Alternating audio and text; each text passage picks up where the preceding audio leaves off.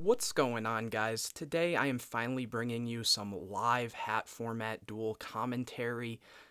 This is a match that my friend and I played the other day. It was kind of late at night. We had just got back from a road trip and we were deciding, hey, let's play a match. And I know a lot of people have been asking for videos like this. It can be a little hard for my friends and I to actually line up our schedules and get these videos recorded, so I hope to have more in the future, but I can't promise how quickly I'll be able to get these videos out. I want to get your guys' opinion on, do you prefer when I voice over a game like this, or any suggestions you guys have on how I can improve the quality of these videos for you guys in the future. This was just kind of the first run with it. We decided not to side for this match because it was late and we were tired, and both of the decks that we're using aren't like our go-to decks. So we've been practicing with these from time to time, but it's definitely not decks that we are great with, and you'll see that later on in the game. It could be because we were just tired, like I mentioned, or in general, we're still learning these decks, so it's not perfect. But here I am playing Cyber Dragon Artifact, and my friend is on Traptrix Worms. I normal summon core and search Cyber Network. It's a really cool card. He had to read it too because it has a lot of effects.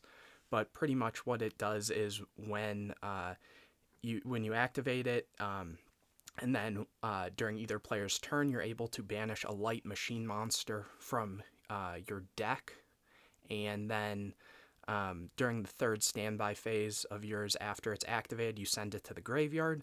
When it's sent to the graveyard, it's mandatory that you special summon as many of your banished light machine monsters as possible, and then those monsters can activate their effects, and it then destroys all your back row, which ideally you'd be destroying that card on your opponent's turn and triggering the artifacts. That's kind of where the concept of this comes from. And you also have to control a Cyber Dragon to activate the banish effect. But anyways, here I go to use the effect on my turn to banish another light machine. He chooses to MST it so that I don't gain more and more advantage out of it, as well as because it's now my turn, it's going to also blow up my back row, which won't allow the artifacts to activate. Here I chain double Cyclone to randomly hit one of his back row. He was just checking to see if there's a reason to break through skill the core, which there isn't. And then Network activates, it summons the Cyber Dragon and blows up all of my back row. Unfortunate, I had a lot of good stuff there. So here I end up just setting 2 more and passing. The other thing with Network is I can't declare an attack with those monsters the turn that they're summoned. I forget if I mentioned that already. Here he flips Worm Kataros, which is basically a Rhoda for worms when flipped. So here he adds the Worm Zex. Like I said, we're not great with these decks, but we have a basic understanding of what they do. We're trying to improve as we test a lot of the new decks that I have, since I have so many. And so sometimes when we want to improve with one, we'll play it out. So here he normal summons the Worm Zex and sends the Worm Yagan. I use Call of the Haunted here to summon back Madolche and pop the Zex. The reason I didn't do that earlier is just to kind of make sure he couldn't put out an Xyz of some sort, as well as I didn't want to, say, pop the Kataros, and then he'll have Zex on the field and be able to summon the Yagan back with its effect. So that's why I chose to wait there a little bit. Here there was just a bit of thinking what I wanted to go into, and I choose to go into Pleiades here. It was just the safest thing since it has the quick effect bounce if need be, and it just seemed like the best play there. So I go to battle phase and attempt to attack over the Kataros, and he thinks for a minute here and uses Compulse, and this is the exact reason I was able to then chain, and I was choosing to bounce the Call of the Haunted, so I'll be able to have that Madolche back or anything else. I set 2 more back row, and it's over to him for this. He's thinking a little bit. Like I said, it was late when we recorded this. We're both tired, and so we were trying to play our best, but it wasn't always great. Here he normal summons a Kataros, and he's trying to go for an Xyz play So I go for Call the Haunted for the Moraltech to pop the Kataros, and he chains Breakthrough skill. I believe he had an opportunity to do it prior, but he had forgotten about it in Grave.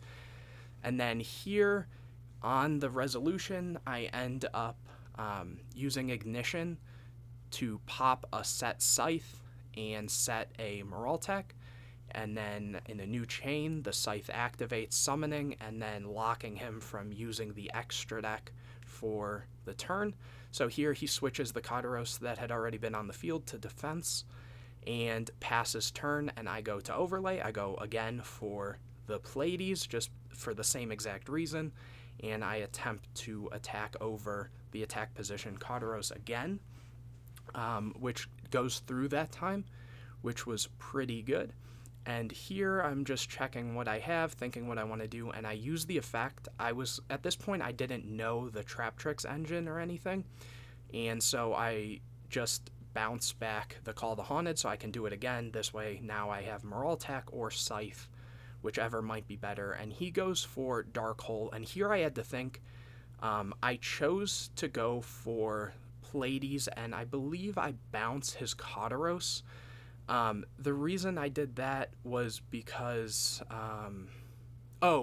he hadn't normal summoned yet that turn, and in case he had the Zex, I didn't want him being able to make an Xyz, and this was kind of the punish for it, him being able to sort of set up for the Yagin, but I do have the Call the Haunted, so I wasn't super afraid of that. It also just kind of clogged his hand.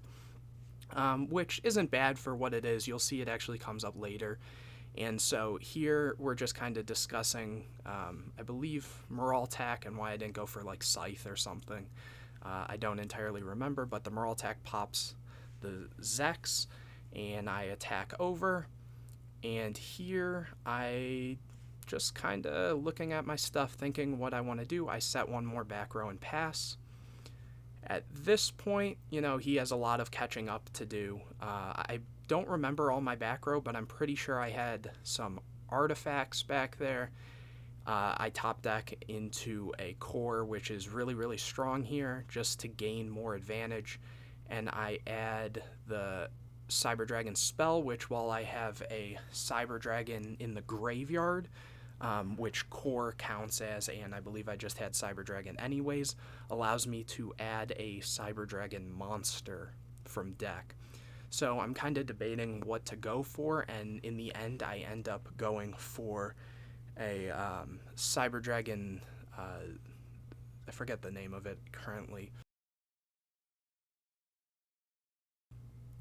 And I compulse back his set monster so I can get in some damage and just keep him off of having all these extra monsters. He deprisons me, and I really wasn't expecting that. It kind of put me in an awkward position. That's not really a card that many decks play in current H.A.T right now. Some decks definitely do, and with how control-y this is, I probably should have guessed there might be something like that. But even then, usually it's more so chainables and stuff, so that really threw me off. Here, I summon the one Cyber Dragon that I can't remember its name. On normal summon, it can make all Cyber Dragons level 5 that I currently control, but it locks me into machines, so that's why here I end up going for the Nova. And I was kind of afraid to actually attack with this now that I saw Deprison, but it has the effect where I can detach one and summon a Cyber Dragon back. So I summon the Cyber Dragon from Grave, and I attack into Kataros. He adds Zex, and then he wasn't aware that you have a during either player's turn effect on the Nova, or I should say that, it might not be during either player's turn. It just has the effect where you can banish a Cyber Dragon you control, and it gains 2100 attack. So it's exact lethal by attacking with that. So I am up one game, and this second game is a little rough. I do apologize for how this gameplay might turn out. Like I said, it was really late when we did this, and I feel almost embarrassed with how badly I end up playing this. There's a few reasons, and we'll get into that once this continues. So he starts off summoning Zex, sending Yagan, the usual stuff, and I believe he ends up setting 3 or 4 back row, so I know I am in for a long game. I don't remember exactly what my hand was, but it was pretty decent. I think I had a couple it was mostly like artifacts from what I remember. But here, I go Duality, I see Sanctum, Double Cyclone, and Call the Haunted. I'm pretty sure I had like 2 artifacts in hand, and that's why I went for Sanctum, plus Sanctum just being a good card. I wasn't sure if he was on Wiretap or anything. I couldn't remember from all the times he's played this deck, and I have. So I just set 3. I believe if I remember correctly, there was like a Torrential and an Artifact and a Sanctum or something. I could be wrong. I could be getting the games confused. But here he's just looking it over. I don't feel super confident, but I feel that my board, I'm not in any sort of danger here necessarily. So he goes and he sets another, which I'm thinking at this point he definitely has a Solemn or something because he's overcommitting, and if I were to somehow make an Exciton, though from what he's seen so far, there's only like 1/4, so making Exciton doesn't seem as likely. And so here I summon Cyber Dragon, and he's looking at his back row a lot, and I'm not exactly sure his mindset of what he thought was going to happen, but he does have that warning. So he ends up warning the Cyber Dragon. So here, I'm kind of like, what is he afraid of? I really didn't know. So here I summon the Cyber Dragon monster, and he says the summon's fine, and I go Torrential, just trying to clear out some monsters. The Yagan gets banished, and we're kind of just in this back and forth. Here, on video, you can kind of see he drew into a Traptrix Dionea, which I'll see later in the game, but at this point, it just seems like worms.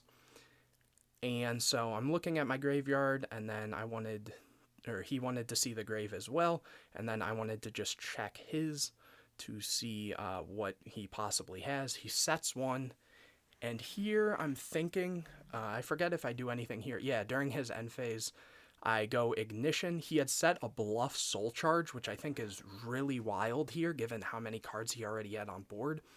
And, here's how I got a second artifact, I believe, because, like I said, I already had the Sanctum that I had searched early on, and I set another back row.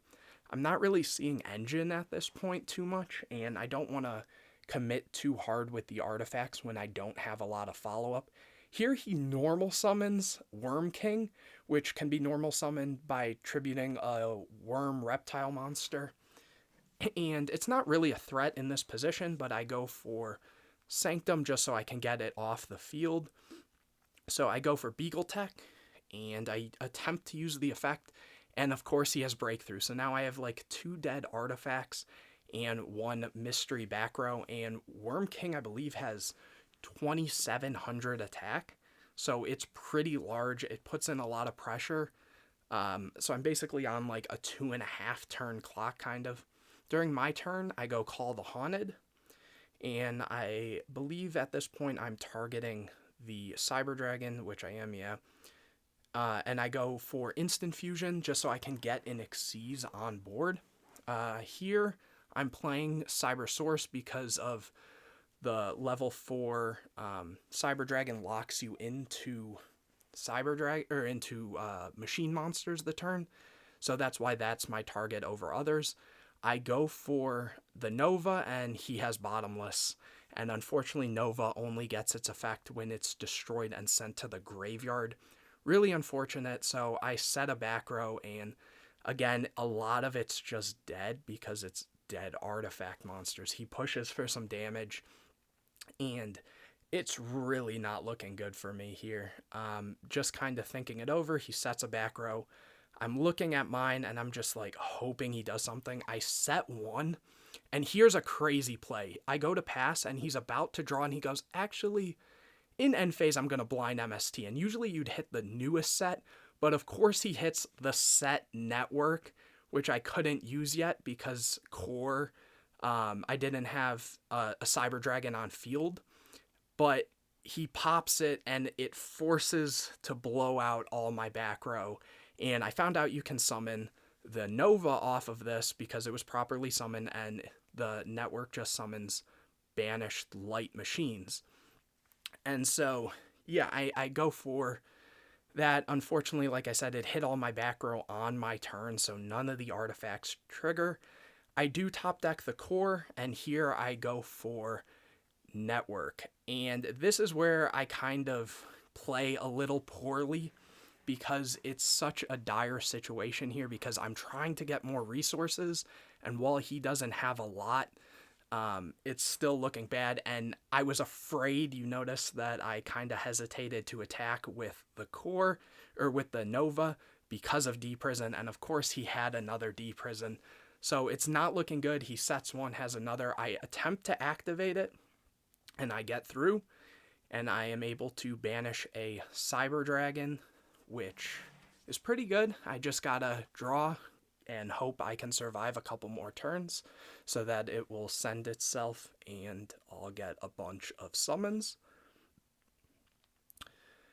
And here, I go to use the effect. I banish I believe it's Dry.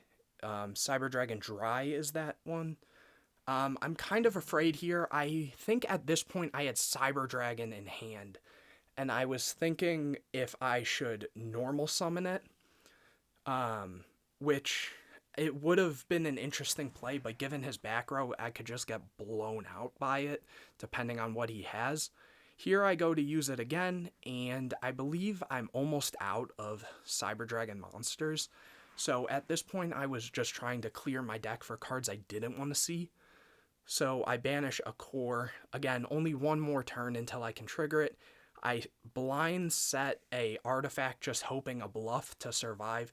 Of course, he top decks a worm monster and a 4, so here I know it's not looking good. I should have summoned the Cyber Dragon, but I didn't have... I thought, what are the odds he's going to top deck another monster, especially when he'd been through so much.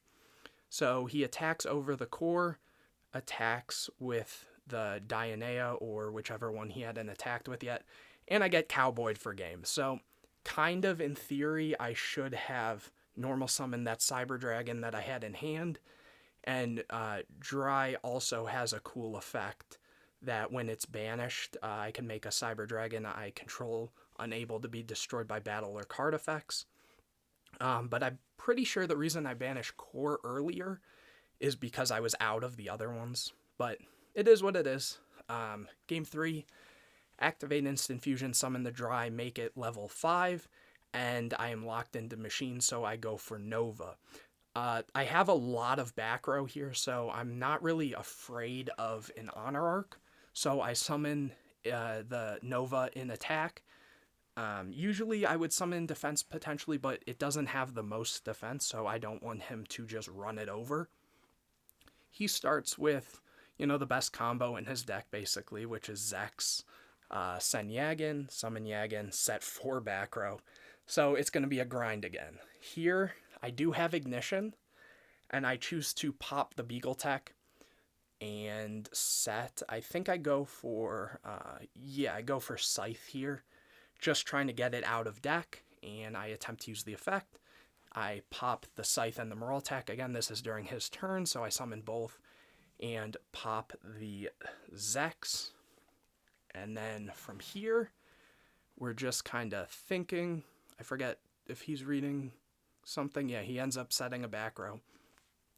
And then it's my turn, and I have to think what I want to go into. I've seen so much back row from him, and I was, at this point, afraid of Torrential. I could care less if, Nova gets destroyed by Torrential, but I wanted to have some sort of presence on board, especially now that I saw Traptrix. I was afraid of Traptrix Trap Hole Nightmare, so I didn't want to go for Pleiades here. So I went for Tyrus, and he flips Nebula Meteorite, and I Chain Compulse to bounce his monster. And here I don't know why he flipped the second one, because the way this will end up working is he flips up his monster, but it still gets compulsed, and I'm pretty sure, if we remember correctly, it won't gain the effect because it wasn't flipped up or wasn't on the field at time of resolution when it would be flipped up at the end of the chain. We could be wrong on that. Again, we aren't great with these decks. This was, again, just so that we could practice and attempt to get better with them. Here, I went to attack with the Nova, and I said, actually, wait a second, I'm not going to attack with it, simply because I didn't want to lose it to a D-Prison.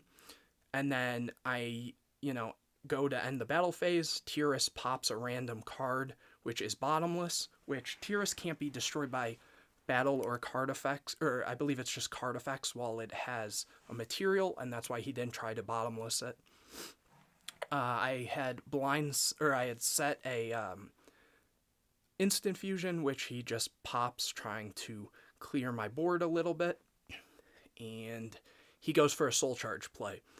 One other thing to note is I believe we messed up on the Worm Yagen, because when I compulsed it, since it was summoned off of its effect, it should have been banished. But again, it was late and we weren't really thinking. And so here he goes for Honor Arc and takes the Tiras. And I go for Core on my turn. And I'm pretty sure here I search a network again. We can see he's just looking over some stuff. And yep, I do add that network. And then I go and use the Scythe to attack over. And again, I don't want to attack with Nova because I don't want to risk the D-Prison, though he might have used it before, but there wasn't as much pressure. And here I go for Network and start filling up my Banish Zone just so that I can have potential pushes later on. I don't have a lot of back row, well, no other back row, so it's kind of irrelevant. He attacks over the Core, sets a monster, and then it's back to my turn, and again, using Network, just trying to build up some advantage here. I don't think he can really come back from this, especially with how things are playing out. He might have had Torrential or something, which could really blow me away, but it wasn't a big threat, again, because Nova's on field.